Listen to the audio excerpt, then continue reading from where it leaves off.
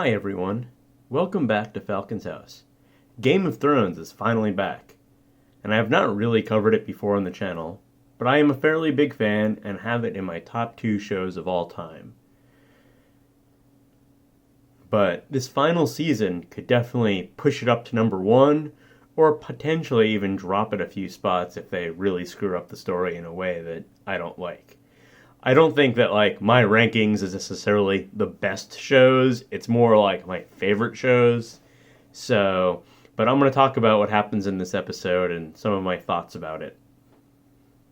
The new intro is really good and quite a departure from the previous seasons. I think there are some hidden secrets in the images that are shown, especially in the rings segments. The first ring that is shown is a white dragon burning down the wall, which we already knew about at the end of Season 7.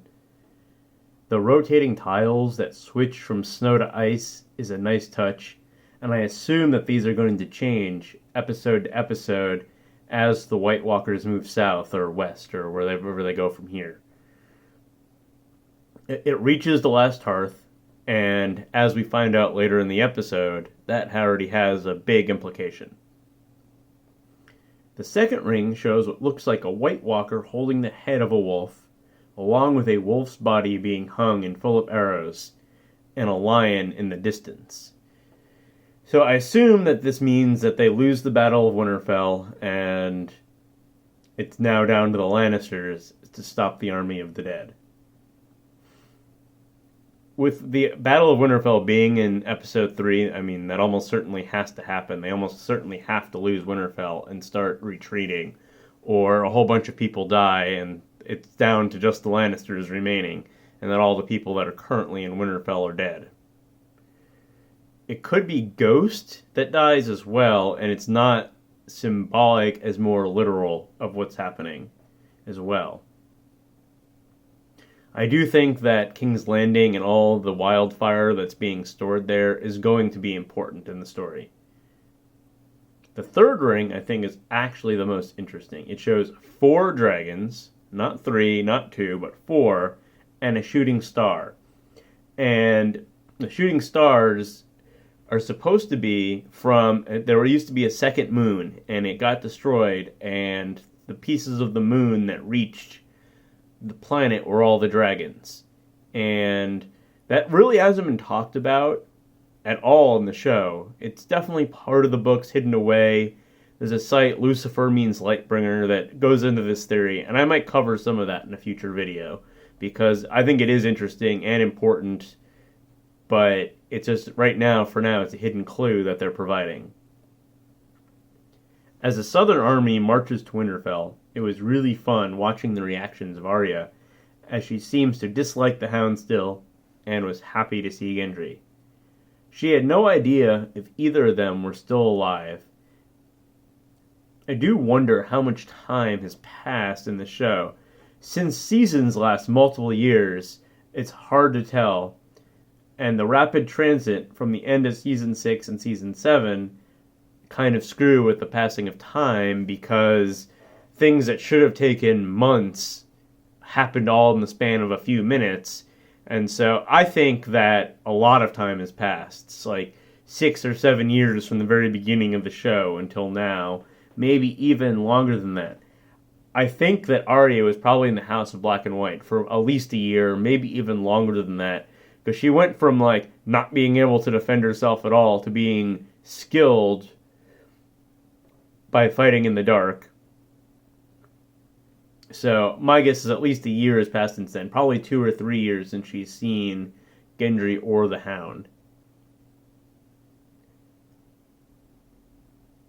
I do kind of wonder how Bran's power works now, since we don't see him warg into the past in this episode. But he does seem to know things, and is trying to get them to hurry and prepare for battle. The North is really mad at Jon, and I don't think they should be.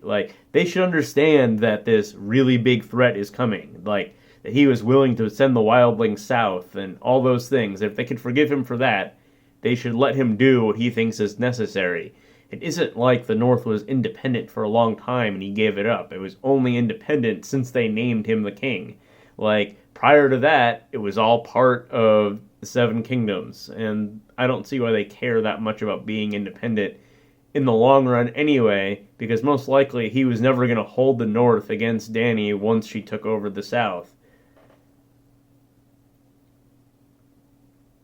They should obviously know that they need help, and once again Lyanna Mormont steals the scene and questions him, but he gives a pretty good answer, well enough, and I don't think Tyrion helped very much with saying that the Lannister army was coming. I think Sansa has now taken over as the best politician in the North, and was able to quell the fears that everybody seemed to have about stuff. The scene with Sansa and Tyrion is pretty good, though I did think the dialogue was a little bit clunky. It has been a long time since they've seen each other, and I'm kind of surprised that she still seems to dislike him a lot. He didn't want to marry her, and he didn't force himself upon her, and he treated her as well as he possibly could. I think she should be more grateful considering the way she was treated by Ramsay Bolton. But she is right that he shouldn't have trusted Cersei, and even if he thinks that she wants to survive, that she still probably has plans and schemes and whatever else is going on. Jon and Arya finally meet up, and I'm not sure how she knew that he died. She's like, how did you survive a stab to the heart? And he says he didn't. But I don't even know how she would know that he ever died or was injured or anything. They hadn't seen each other yet. They both are working towards protecting the family and the importance of family. But so far, all the other houses that have done this have all failed. The Lannisters failed with all their scheming, and the Tyrells failed with all their scheming, and the Baratheons failed with all their scheming. It doesn't seem like putting family first is the way to win. It has to be something more like Varys. You have to do whatever is necessary to protect the realm. So I don't know if this all is going to work out for them the way they think it will. In King's Landing, Euron arrives with the Golden Company. It seems weird to introduce them so late, but it may be important to winning the war, so maybe that's why they bothered to do it and include them at all. I am not sure why Jon and Dany have not tried to hire mercenaries from Essos to help them fight. Maybe not the Golden Company necessarily, but those can't be the only mercenary group out that exists. I mean, maybe it's because they don't have a way to ferry them from Essos to Westeros without the ships that Euron has and the remaining ships that Yara and all of them are captured or destroyed. So maybe that's the reason for it, but maybe they should have tried that earlier, brought more of an army. I mean, I guess Daenerys thought that she was going to win easily and not have to attack King's Landing, and Euron surprised her a lot, which I also didn't really understand that scene from last season. Why is it so easy to sneak up and destroy all their ships without taking any kind of return fire? Once the first ones would start going down, you'd think they would have fought back a lot better. Euron gets what he wants from Cersei and is able to sleep with her, but she is already pregnant, which is why she let him fuck her, because now she has no reason to protect herself from him, and she is in control and he just doesn't know it yet. But I think he is smarter than she is giving him credit for as well, and maybe he has a hand in her death, maybe not directly though. Bronn is approached by Qyburn to try to get him to kill Jaime and Tyrion if they survive the war up north. I don't really think he will do it. I think he's shown more loyalty to them than he has to Cersei. And he kind of has shown that he doesn't just care about money and titles and land. Otherwise, he would have quit while he was ahead instead of always taking the next job. I think he feels some sort of loyalty to them, to help them, and whatever, and I don't think he is going to do that. I did think it was funny the way he reacted to one of the whores having pox.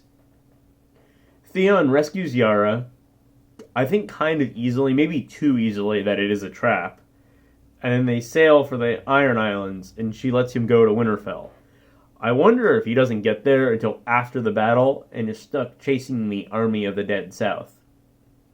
I don't think that Danny and John will need much convincing to get married after the war. I really disliked the dragon scene. It felt forced, and they were spending their massive budget on it because they could. I think it should have been shorter or eliminated and done in some different way, but they seem to just want to beat us over the head with the John is a Targaryen thing. The way Sam reacts to his father and brother dying is really subtle, from when he goes to unhappy to sad. I think he is overreacting, and because his brother was more like his father than he seemed to realize, like, his father hated him, but his brother didn't hate him, but he definitely was the same kind of person. And now that Sam's sister is going to be the lady of the house, it should be better for him. It should create a better line of succession than he would have had with Dickon being the ruler. John's reaction to finding out he's a Targaryen is deflecting a lot about Ned lying about who he is. But I think Sam's right. He did it to protect him, and that's how he should do it. But I also think Sam's right that maybe Daenerys is not going to step down for John, even though he technically has the right to the throne. Though I think that the lineage stuff is really complicated with, like, it's first sons, and then the sons of your sons, and it goes down through a patriarch, and then it shifts to the women in the family only if all the men are dead. So in that case, John is the rightful king, but I don't think Daenerys is going to do it. I don't think he's going to tell her. He might not ever tell her. He might end up getting killed before he actually can. But I kind of also think that they're going to end up getting married, and then she's going to end up dying in childbirth. That is one of my theories for the show. It was great to see that Tormund, Dundalk, and the remainder of the Night's Watch that we know of are still alive, and as they reach the last hearth. The Umber Kid thing was really creepy, and it just shows the power that the White Walkers have. Thanks for watching. Please like and subscribe.